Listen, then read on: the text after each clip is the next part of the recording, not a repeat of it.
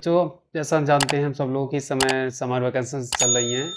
तो summer vacancies में हम मैथमेटिक्स का पार्ट सेकंड स्टार्ट करने जा रहे हैं, क्योंकि मोस्टली देखा गया है ये जो दोनों किताबें होती हैं सिलेबस इतना है तो उसमें हो नहीं पाता है। तो लगभग एक ही किताब पूरी हो पाती है हमारे माध्यमिक स्कूलों में, जो भी कॉलेज चलते हैं। तो हम क्या काम करते हैं, मई जून जो छुट्टियाँ मिलती हैं उसमें हम ये दूसरी किताब स्टार्ट कर रहे हैं। तो 1-2 महीने में जितना भी सिलेबस हो जाएगा वो आगे चल के हमें कहीं ना कहीं प्रॉफिट देगा, फ़ायदा देगा। तो हम सेकंड बुक का जो पहला चैप्टर हमारा है, यानी कि चैप्टर नंबर 7 रहेगा इंटीग्रल, उसके बारे में आज डिस्कस करेंगे। तो सबसे पहले उसका बेसिक जो स्ट्रक्चर है उसको हम एक बार पढ़ लेते हैं, आखिर इंटीग्रेशन में है क्या। एक्चुअली ये फर्स्ट बुक में जो हम डिफरेंशिएशन पढ़ते हैं उसका जस्ट रिवर्स होता है। अगर आपने डिफरेंशिएशन पढ़ रखा है तो इंटीग्रेशन पढ़ने में कोई समस्या नहीं आने वाली है।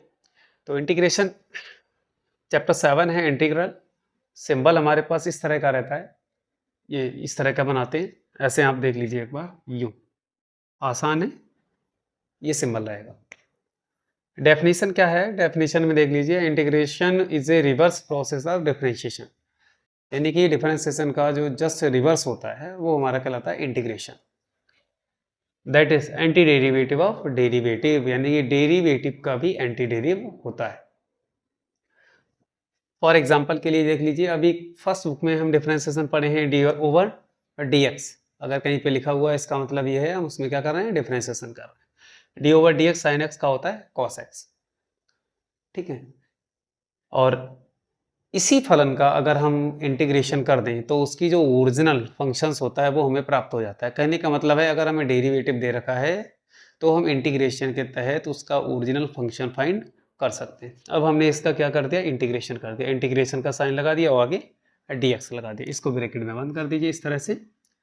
तो जो हमारा मेन फंक्शन होगा वो साइन एक्स, वो निकल के आ जाएगा कि ये इसी का ही डेरिवेटिव होता है। और प्लस सी एक हम कांस्टेंट ले लेते हैं अपनी तरफ से इंटीग्रेशन में। ये इंडेफिनिट इंटीग्रल में हमेशा आपको एक कांस्टेंट लेके चलना पड़ता है।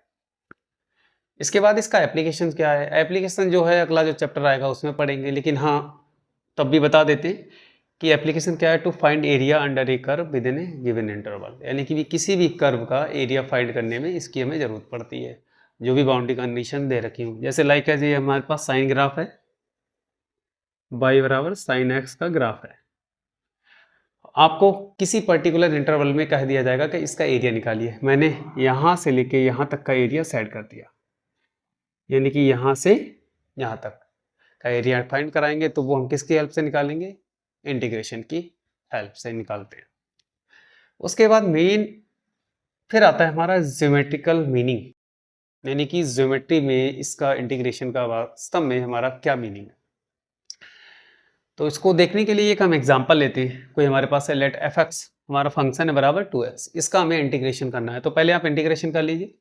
इंटीग्रेशन करने का तरीका, सिंबल बनाएंगे, 2x फंक्शन को रख देंगे, आगे dx लगा देंगे। इंटीग्रेशन का सबसे पहला रूल कहता है हमारे पास अगर x की power n into D x का दे रखा है तो क्या काम करते हैं, x की पावर n में एक जुड़ जाता है, घात जुड़ जाती है और वही चीज़ हमारी नीचे आ जाती है। उसी नियम का यूज़ करते हुए हम बनाते हैं। देखिए 2x था तो यहाँ पे हम लिख सकते हैं x की पावर 1, ठीक है। तो क्या करना है, एक जोड़ना है, तो 1 में एक जोड़ दें कितना हो जाएगा 2, और वही हमने नीचे कर दिया तो 2 से 2 कट जाएगा। तो ये हमारा हो गया x square plus c f x d x बराबर अब इस ये फंक्शन किसका, एक्स का, इस वजह से हमने इसको लिख दिया एफ एक्स, और आगे हमारा एक कांस्टेंट चल रहा है सी इक्वल टू हमने एक होल फंक्शन मान लिया y, जो सेकंड चैप्टर में हम पढ़ा करते थे y equal to f x, हमने इसको पूरा एक फंक्शन से कंसीडर कर लिया y। अब इसको देखते हैं कि क्या कहता है, represent a family of curve, यानी कि ये फंक्शन जो होगा एक फैमिली ऑफ कर्व को रिप्रेजेंट करेगा। कैसे करेगा देख लीजिए, ये हमारा फंक्शन हो गया, ठीक, एफ एक्स, और ये हमारा सी। अब यहाँ पे एक सी है, कांस्टेंट है, ये तो कांस्टेंट है, क्या काम करेंगे, इस कांस्टेंट की वैल्यू जैसे जैसे हम चेंज करते हुए चले जाएंगे, ठीक है, जैसे जैसे चेंज करते हुए चले जाएंगे तो हमें एक फैमिली मिल जाएगी। कैसे मिल जाएगी, जैसे C1 हमने, सी कांस्टेंट है C1 C2 C3, ये हमारे पास 3 कांस्टेंट हो गए, तो 3 कांस्टेंट को मिला के एक फैमिली बन के तैयार हो गई। और एक फैमिली बन के तैयार हो गई तो ये कांस्टेंट जो होते हैं उन सभी की वैल्यू बिल्कुल सिमिलर, उसी फैमिली के सिमिलर होगी, इसलिए कहलाता है फैमिली ऑफ कर्व। यही कहलाता है geometric meaning. Different value of C shows different members. जो सी की जो डिफरेंट वैल्यू होगी वो डिफरेंट मेंबर को शो करेगी। Each elements can be obtain by shifting any one of the curve parallel to itself. इसका कहने का मतलब क्या है, क्योंकि ये जो एक्स स्क्वायर है ये ग्राफ किसका होता है, हमारा पैराबोला का होता है। देखिए ये ग्राफ जो है वो हमारा किसका है, y बराबर एक्स स्क्वायर, किसका है, पैराबोला का है। अब हम क्या काम करेंगे, जैसे ही कांस्टेंट की वैल्यू चेंज कर, c बराबर हमने यहाँ पे पुट किया 0, तो ये पूरा फंक्शन क्या हो जाएगा, केवल एक्स स्क्वायर हो जाएगा, तो ये ग्राफ बनेगा एक्स स्क्वायर।